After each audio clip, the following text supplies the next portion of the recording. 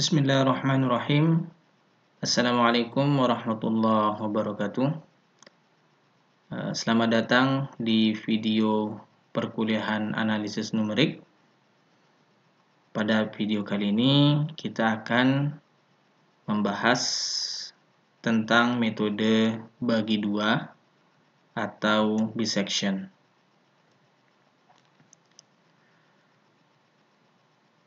Kita mulai dari pengertian dari metode bagi dua.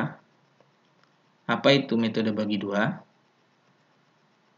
Metode bagi dua atau bisection merupakan metode yang memilih interval yang memuat akar persamaan dari persamaan nonlinear.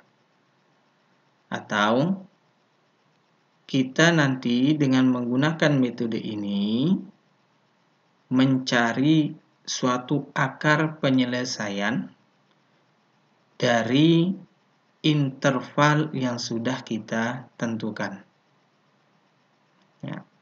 Untuk penentuan intervalnya, nanti akan kita jelaskan apa persyaratannya.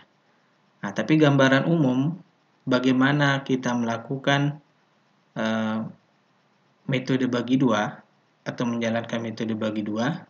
Jadi di sini sudah digambarkan suatu grafik fungsi yang disebut sebagai fx. Ya. Ini adalah garis fungsinya yang berwarna merah. Kemudian dari garis fungsi ini kita tentukan interval, yaitu interval awal x0, kemudian interval akhirnya adalah x1.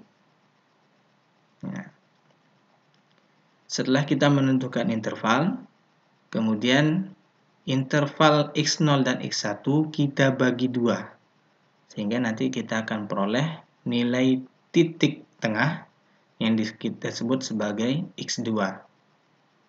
Nah, kemudian akan dicari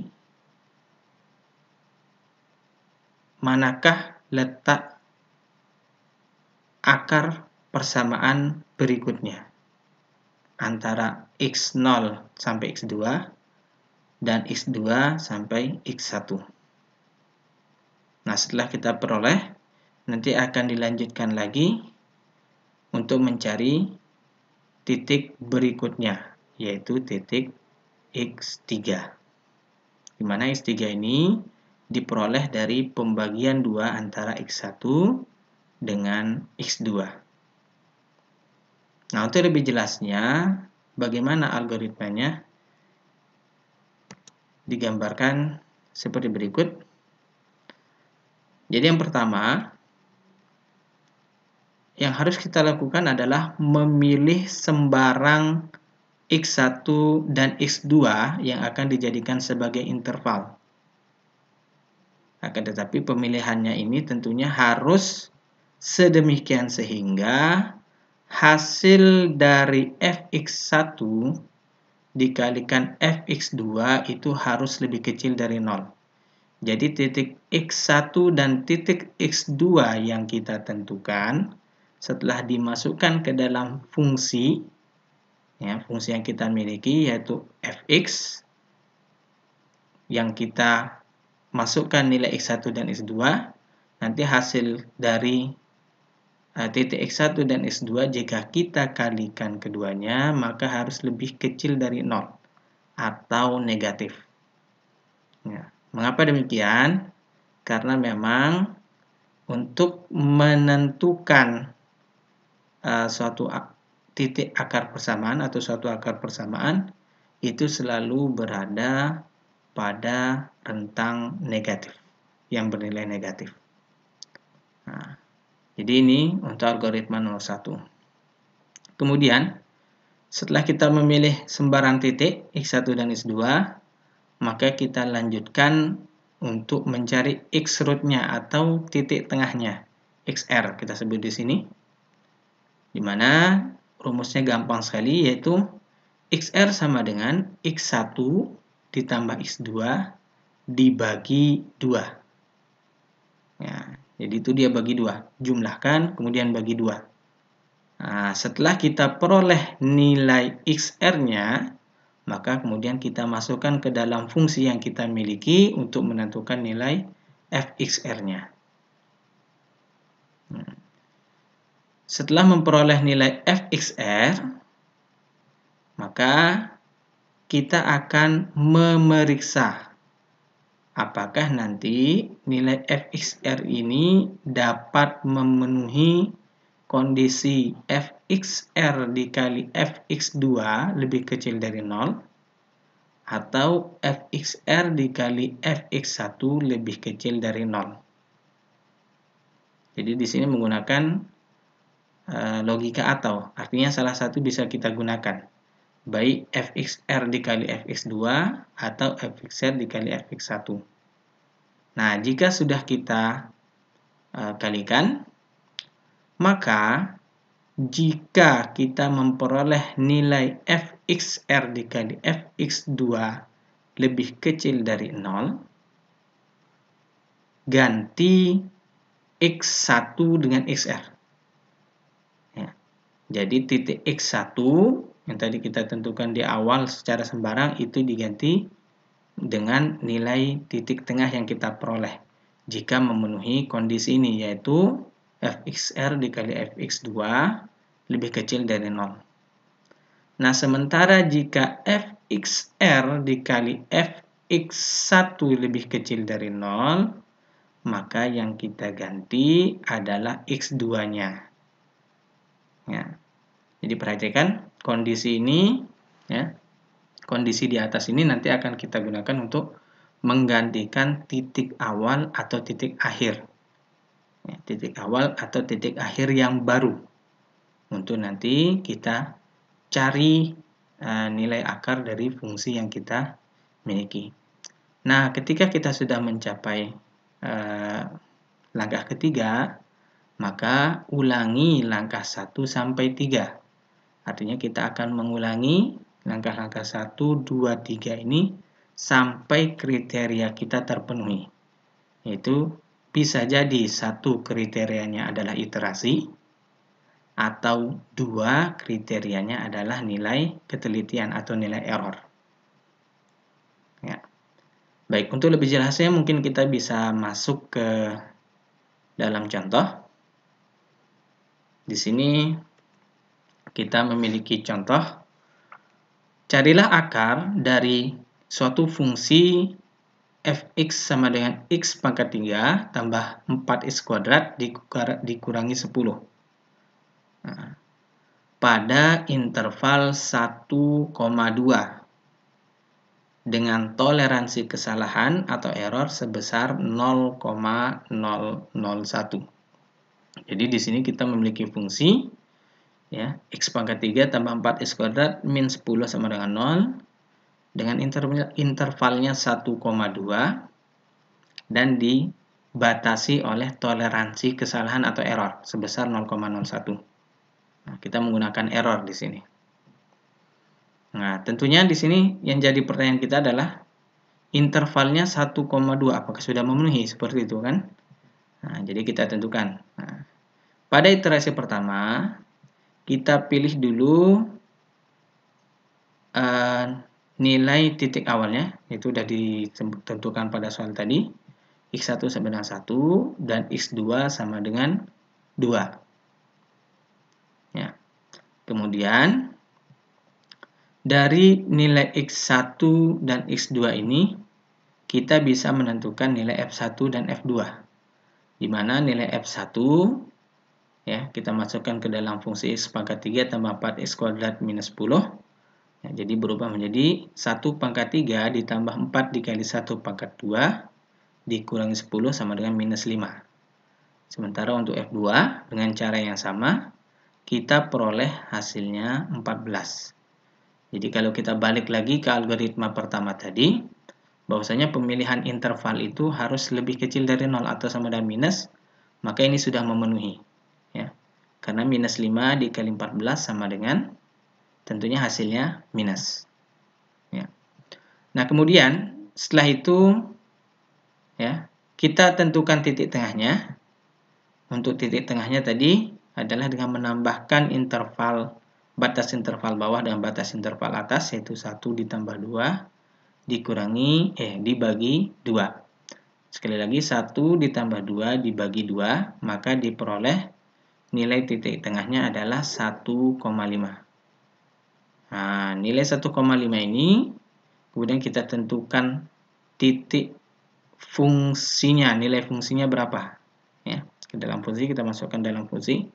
Maka F1,5 itu sama dengan 1,5 pangkat 3 ditambah 4 dikali 1,5 kuadrat dikurangi 10 sama dengan 2,375.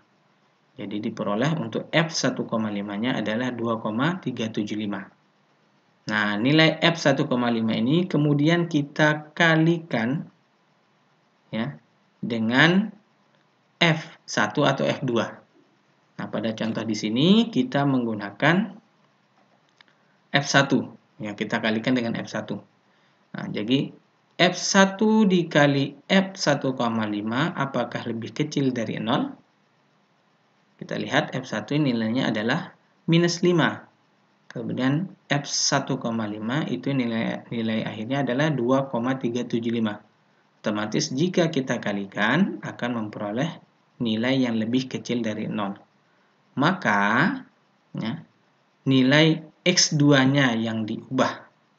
Yang tadinya X2-nya bernilai 2, maka untuk perhitungan berikutnya X2-nya sama dengan 1,5.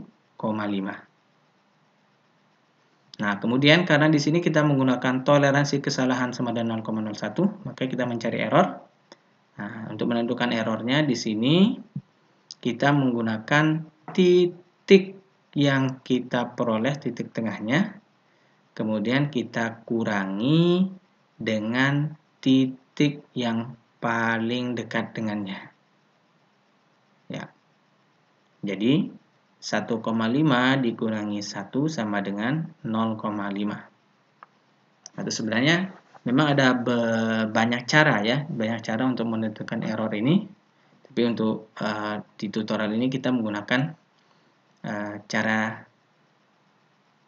seperti ini ya. Jadi errornya 1,5 dikurangi 1 sama dengan 0,5. Untuk menentukan error yang lain itu Anda bisa nanti gunakan dengan apabila kita mendapatkan nilai X-root-nya, XR-nya ini. Tetapi tentunya syaratnya kita harus mengetahui X-root sebelumnya. Ya, karena ini kalau pada iterasi ke-1, tentunya kita tidak bisa menentukan berapa nilai kesalahannya karena kita masih belum memiliki nilai sebelumnya. Atau kalau gampangnya langsung saja 1,5 dikurangi 0 sama dengan 1,5. Jadi errornya masih sangat besar sekali. Oke. Kemudian setelah kita memperoleh hasil iterasi ke-1, di mana nanti akan merubah nilai X2 menjadi 1,5, maka kita akan melakukan perhitungan yang sama seperti pada iterasi ke-1 di iterasi kedua nantinya. Nah, pada iterasi kedua di sini sudah ada perubahan, yaitu X1 sama dengan 1 dan X2-nya sama dengan 1,5. Kemudian kita cari nilai titik tengahnya, diperoleh nilai titik tengahnya adalah 1,25. Nah, kemudian kita tentukan lagi nilai F1, nilai F1,5 dan nilai F1,25 diperoleh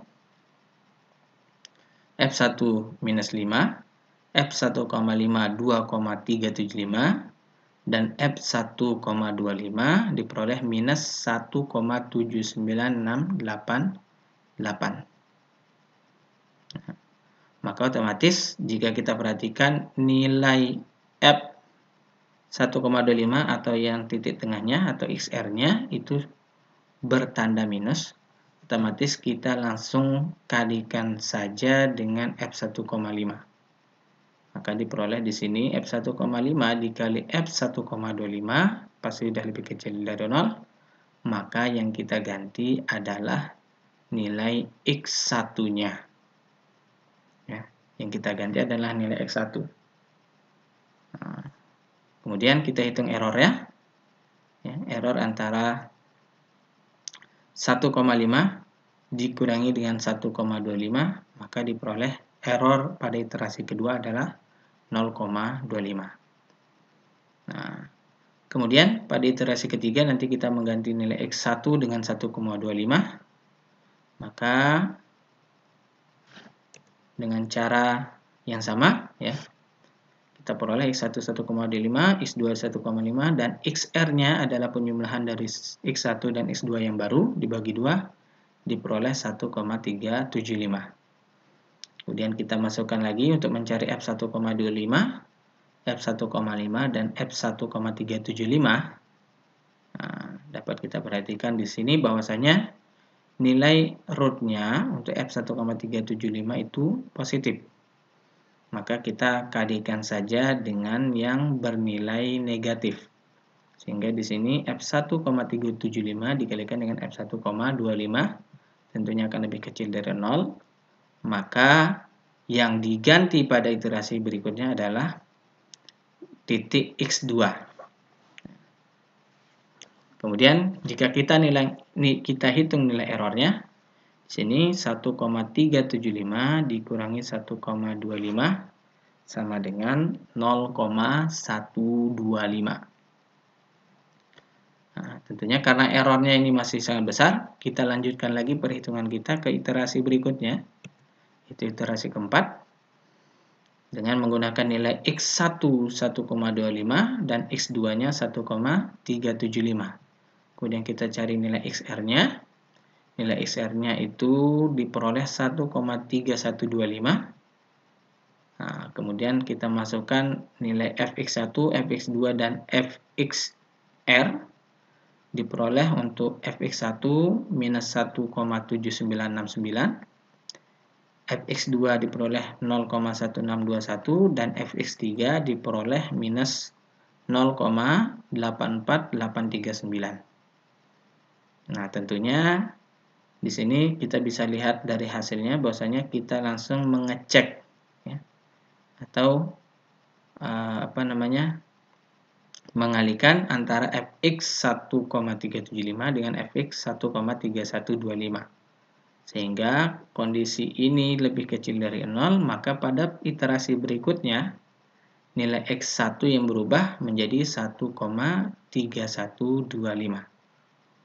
Nah, kemudian kita hitung errornya antara nilai 1,375 dengan 1,3125, diperoleh errornya 0,0625. Apakah errornya masih sudah memenuhi? Ya, karena belum, maka kita lanjutkan ke iterasi yang kelima. Pada iterasi kelima tadi nilai X1-nya yang kita ganti.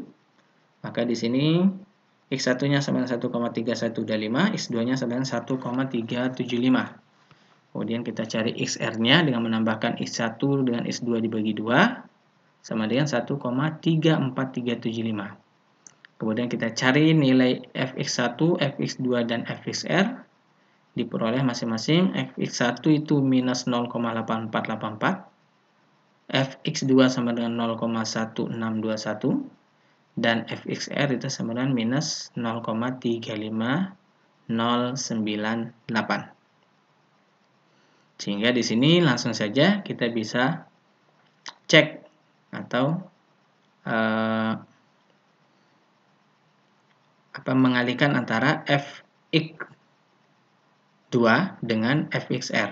Diperoleh tentunya dia akan lebih kecil dari 0.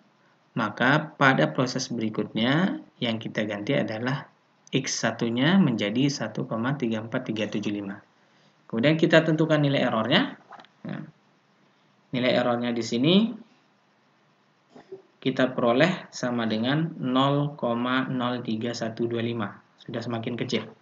Ya, sudah semakin kecil, tapi masih belum mencapai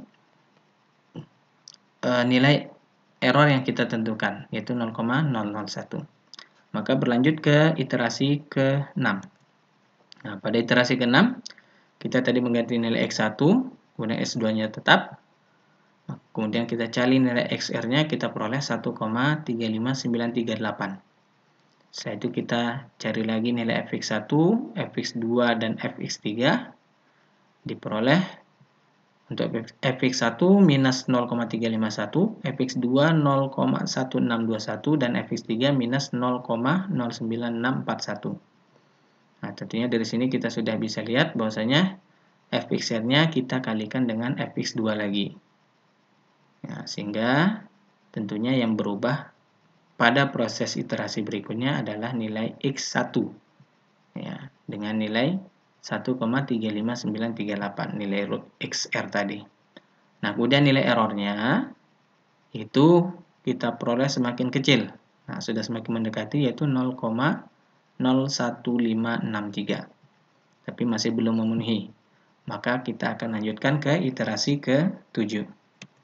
Nah, untuk iterasi ke-7 ya sama dengan contoh-contoh sebelumnya, iterasi-iterasi sebelumnya. Nah, di sini kita dapat X1 yang diganti tadi. Untuk X1 barunya menjadi 1,35938 dan X2-nya 1,375. Maka diperoleh XR-nya ya sama dengan 1,36719. Nah, kemudian kita cari nilai fx1, fx2, dan fxr. Diperoleh untuk fx1 sama dengan minus 0,0964. Kemudian fx2 sama dengan 0,1621. Dan fxr sama dengan 0,03236. Karena kita peroleh fxr-nya positif, maka kita kalikan dengan fx1. Ya, tentunya itu yang untuk mendapatkan nilai lebih kecil dari 0. Jadi ada perubahan posisi akar ya.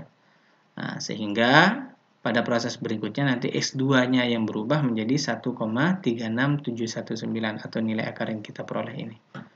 Nah, adapun nilai errornya kita kurangi antara 1,36719 dengan 1,35938. Diperoleh nilai error sama dengan 0,00781. Sudah semakin mendekati nilai error yang kita tentukan. Maka karena belum memenuhi nilai error, kita lanjutkan ke iterasi ke-8. Nah, pada iterasi ke-8 yang berubah adalah nilai X2. Ya, X1-nya tetap, X2-nya berubah. Kemudian kita cari nilai XR-nya diperoleh sama dengan 1,36328. Nah, kemudian setelah itu kita cari lagi nilai fx1, fx2, dan fxr. Maka kita peroleh di sini fx1 minus 0,0964, fx2 sama dengan 0,0324, dan fxr sama dengan minus 0,03215. Karena di sini fxr negatif, maka kita kalikan dengan fx2 untuk mendapatkan nilai yang lebih kecil dari 0. Sehingga ya, yang kita ubah pada iterasi berikutnya adalah x1, itu sebesar 1,36328. Nah, kemudian nilai errornya, adalah 1,36719 dikurangi 1,36328. Itu sama dengan 0,00391. Ya, errornya juga semakin kecil, sudah semakin mendekati tapi masih belum memenuhi nilai yang kita tentukan. Oke, kita lanjutkan ke iterasi ke-9. Di iterasi ke-9 ini tadi yang kita ubah adalah X1. Ya, X1 yang kita ubah, maka X1-nya sama dengan 1,36328, kemudian X2-nya sama dengan 1,36719. Dan kita tentukan nilai XR-nya, kita peroleh 1,36523. Nah, kemudian kita cari lagi X1, Fx2, dan Fxr. Fx1 sama dengan minus 0,0321. Fx2 sama dengan 0,0324. Dan fxr sama dengan 0,00007202. Semakin panjang ya, semakin banyak nolnya ini. Nah, kemudian ini bisa jelas kita lihat bahwa fxr-nya bernilai positif, maka kita kalikan dengan fx1 untuk menemukan nilai di bawah 0 atau minus. Sehingga pada proses berikutnya yang diubah adalah nilai X2. Ya. batas X2-nya yaitu menjadi 1,36523. Nah, kemudian kita tentukan nilai errornya. Error antara F 1,36328 dikurangi 1,36523. Maka di sini kita peroleh nilai errornya sama dengan 0,00195. 00195. Nah, jadi di iterasi sini kita sudah memperoleh nilai error yang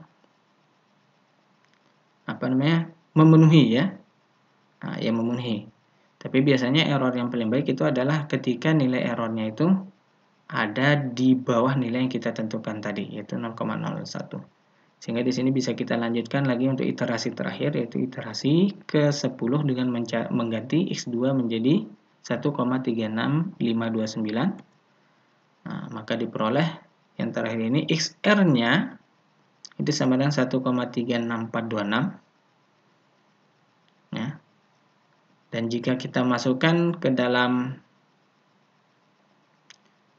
fungsi, diperoleh fx1 itu minus 0,0321, kemudian fx2 0,000072, dan fx3 itu fxr itu sama dengan minus 0,0160467.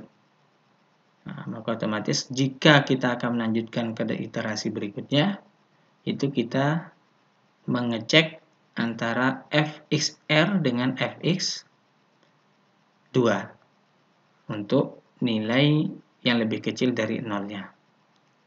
Dan mengubah x1 menjadi 1,36426. Tapi tadinya kita cek dulu errornya, di mana error yang kita peroleh di sini adalah 1,36523 dikurangi 1,36426, maka kita peroleh nilai error 0,00098. Ya, nilai yang sudah sangat lebih rendah atau lebih kecil dari nilai error yang kita tentukan, yaitu 0,001. Sehingga solusi untuk akar dari fungsi x pangkat 3 ditambah 4x kuadrat dikurangi 10 itu adalah 1,36426. Ini adalah solusi yang paling dekat, yang paling mendekati dengan nilai error 0,00098. Ya, jadi seperti itu. Dan proses kita berakhir pada iterasi ke-10. Ya, di sini untuk proses pemberhentian proses perhitungannya itu adalah jika memenuhi error yang kita sudah tentukan di awal tadi.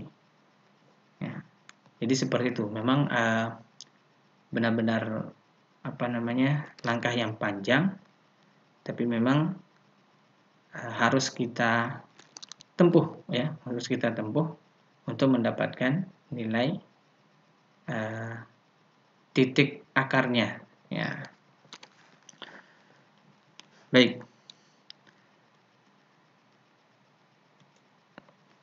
Sedikit kita bahas tentang kelebihan dan kekurangan dari metode bagi dua atau bisection.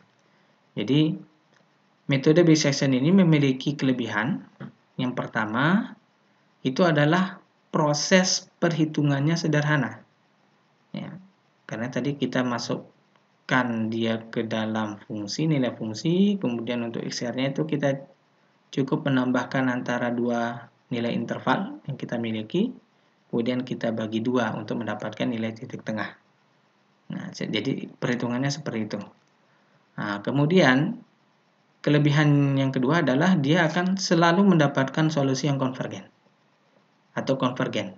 Ya, dia akan selalu mendapatkan solusi atau mencapai titik konvergen.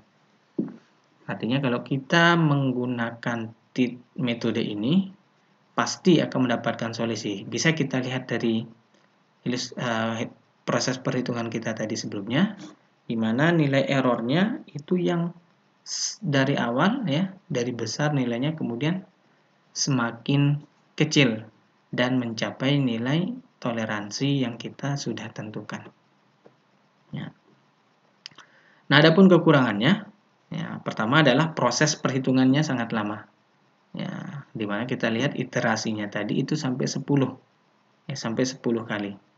Tapi kalau masih perhitungan manual, ya itu masih kita bisa katakan sangat lumayan cepat ya. Beda lagi kalau yang misalkan dengan menggunakan komputer, nanti iterasinya itu bisa sampai ratusan. Nah, itu yang sangat tidak mungkin kita akan berhitung dengan menggunakan perhitungan manual.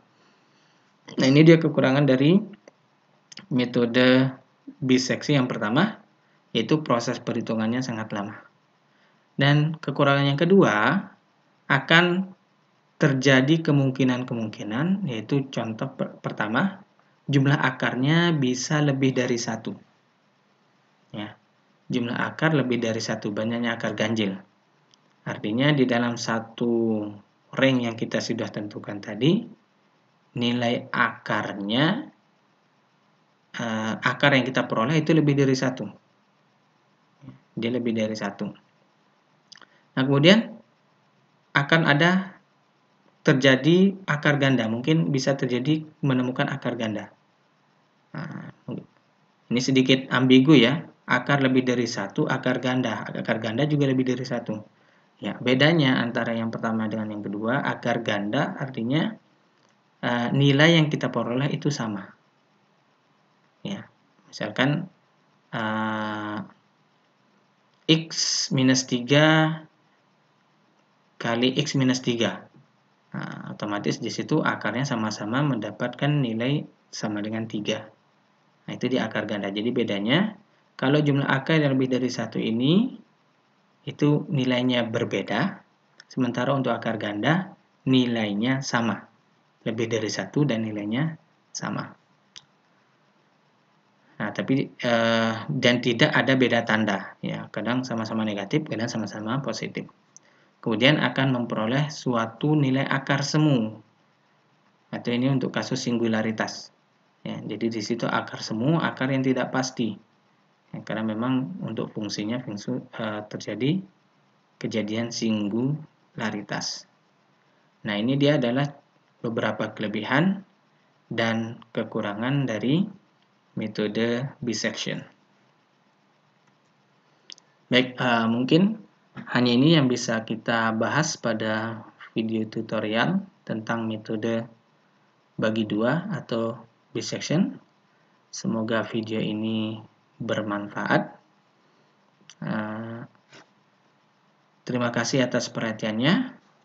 Sampai jumpa di video tutorial berikutnya. Wabillahi taufiq wal hidayah. Wassalamualaikum warahmatullahi wabarakatuh.